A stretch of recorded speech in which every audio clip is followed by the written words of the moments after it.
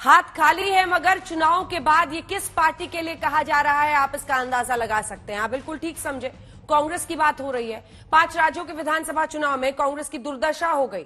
Party की working committee ने 5 राज्यों में प्रदर्शन को लेकर 5 घंटों तक माथापच्ची की। मीटिंग से 5 पॉइंट का भी निष्कर्ष नहीं निकला। न हार की जिम्मेदारी तय हुई, न ही किसी बदलाव की चर्चा। सीडब्ल्यूसी के नेताओं ने तय किया कि पार्टी की कमान गांधी परिवार के पास ही रहेगी। ये रिपोर्ट देखिए, फिर चर्चा की शुरुआत करेंगे।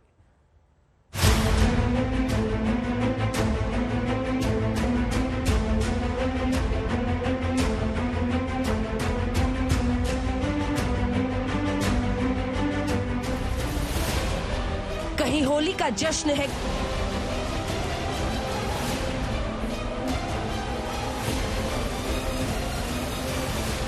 कहीं पतझड़ की मायूसी। 5 राज्यों में बीजेपी की जबरदस्त जीत हुई है और प्रधानमंत्री नरेंद्र मोदी का आज सदन में कुछ इस अंदाज में मोदी मोदी के नारों से स्वागत हुआ।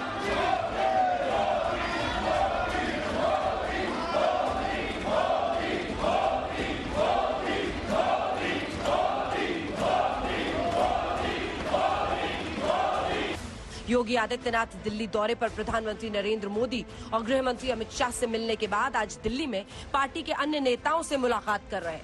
माना जा रहा है कि मंत्रिमंडल में शामिल होने वाले नेताओं के नाम पर आखिरी मुहर लगवा रहे हैं। तो वहीं 5 राज्यों में कांग्रेस की बुरी हार के बाद कांग्रेस में घमासान मचा हुआ है।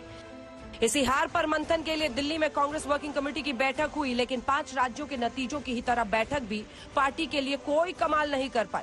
वरिष्ठ नेता अधीर रंजन चौधरी के हवाले से ये खबर जरूर आई कि सोनिया गांधी ने ये पेशकश की थी कि वो खुद राहुल और प्रियंका गांधी पार्टी से इस्तीफा देने को तैयार है अगर पार्टी इसमें बेहतरी देखती है, जिसको पार्टी ने सिरे से खारिज कर दिया।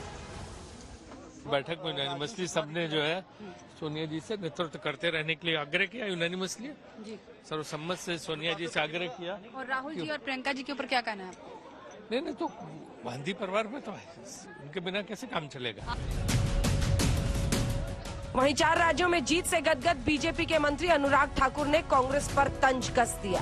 सीधा कहा, हारना कोई कांग्रेस पार्टी से सीखे। तो कांग्रेस सांसद ने पिता की हार याद दिला दी। मोदी जी की छवि का भारतीय जनता पार्टी को चारों राज्यों में वापस सत्ता में आने में बहुत बड़ा एक लाभ मिला है। चुनाव हारे कैसे जाते हैं, ये कांग्रेस से सीखना चाहिए। जो हिमाचल में हार होती है तो वहां किससे सीखें? उनके पिताजी, उनके नेतृत्व में हार हुई, वो स्वयं भी हारे, तो किससे सीखा था उन्होंने? अब आपको कांग्रेस के कुछ नेताओं के मंथन का सार सुनाते हैं। कोई पंजाब में हार की वजह आम आदमी पार्टी को बीजेपी की बी टीम बता रहा है। कोई गोवा में टीएमसी और आम आदमी पार्टी को वोट बांटने के लिए कसूरवार ठहरा रहा है। वहीं कईयों की ये राय है कि राहुल गांधी को हर हाल में पूरी तरह कमान संभालकर पार्टी का नेतृत्व करना चाहिए। पंजाब की जनता का फैसला है, वो मान्य है। कहीं न कहीं हम लोगों में कमियां रही है, कमियां पता कर और मजबूती से पंजाब के लिए काम करेंगे। हार हुई है, उसका लेके किसी की अकाउंटेबिलिटी, किसी की पंजाब में मेरी अकाउंटेबिलिटी मैं स्वीकार कर चुका हूँ। Congress party is the main opposition party है, इसलिए पूरी बीजेपी और आरएसएस सारे का सामने करने वाला पार्टी कांग्रेस पार्टी है। और सोनिया गांधी जी और राहुल गांधी जी इनका टक्कर दे सकते हैं और इसलिए उनके ऊपर अटैक भी होती है। महामंथन के इस महाज्ञान के बीच जिस सच्चाई का सामना कांग्रेस पार्टी को करना है वो ये है, उत्तर प्रदेश में कांग्रेस को बुरी तरह हार मिली। 403 सीटों में कांग्रेस सिर्फ 2 सीटें ही जीत सकी। कांग्रेस को सिर्फ 2.33% ही वोट मिले। पंजाब में कांग्रेस सिर्फ 18 सीटों पर सिमट गई। आम आदमी पार्टी ने यहां कांग्रेस के पैरों तले से जमीन खींच ली। उत्तराखंड में भी कांग्रेस बुरी तरह हारी। कांग्रेस को सिर्फ 19 सीटों पर ही संतोष करना पड़ा। गोवा में कांग्रेस सिर्फ 11 सीटें जीत सकी, उसके हिस्से 23.76% ही वोट आए। मणिपुर में कांग्रेस के हिस्से सिर्फ 5 सीटें आई। मणिपुर में कांग्रेस 4 नंबर की पार्टी रही। हार से जूझती कांग्रेस के भीतर एक बार फिर से असंतोष के सुर भी तेज हो गए। कांग्रेस के भीतर ही नेतृत्व को लेकर सवाल उठने लगे और एक बार फिर से कांग्रेस के नेता 2 गुटों में बंट गए। एक गुट है G23 वाला, जो लगातार कांग्रेस नेतृत्व पर सवाल उठा रहा है। इसमें कांग्रेस के दिग्गज नेता शामिल हैं। कांग्रेस के वरिष्ठ नेता शशि थरूर ने ट्वीट किया, हमें हमारे संगठनात्मक नेतृत्व को भी इस तरह से सुधारने की जरूरत है जिससे लोग प्रेरित हों। एक बात साफ है कि अगर हमें सफल होना है तो बदलाव जरूरी है। लेकिन दूसरी तरफ एक धड़ा ऐसा है जो कांग्रेस के नेतृत्व पर पूरा भरोसा जता रहा है। कांग्रेस के प्रदेश अध्यक्ष डीके शिव कुमार ने कहा है कि गांधी परिवार के बिना कांग्रेस पार्टी एकजुट नहीं रह सकती। लोकसभा में कांग्रेस के नेता अधीर रंजन चौधरी ने कहा कि आखिर कौन होगा अगला नेता।